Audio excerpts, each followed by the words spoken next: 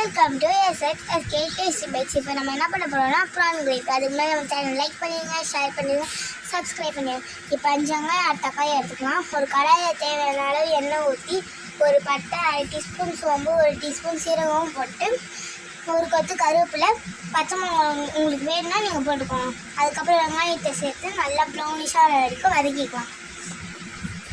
அதுக்கப்புறம் 1.5 டீஸ்பூன் இஞ்சி பூண்டு பேஸ்ட் போட்டுக்கலாம்.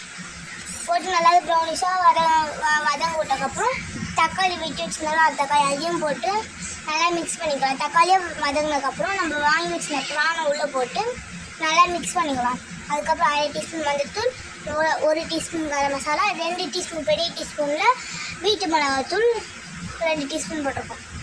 நல்லா மிக்ஸ் பண்ணிவிட்டு 1/2 டீஸ்பூன் கல் உப்பு போட்டுக்கலாம். நல்லா மிக்ஸ் பண்ணிவிட்டு தண்ணி ஊற்றி 2 கிளாஸ் தண்ணி ஊற்றி மூடி வச்சுக்கலாம்.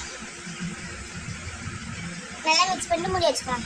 உங்களுக்கு வேணும்னா அதில் முட்டை சேர்த்துக்கோங்க. அதனால் கொதித்து அந்த ப்ரான்லாம் கொஞ்சம் சுருங்கி வரும்போது முட்டை போட்டு கொத்தமல்லி இலை போட்டு ஆஃப் பண்ணிடலாம் அடுப்பு.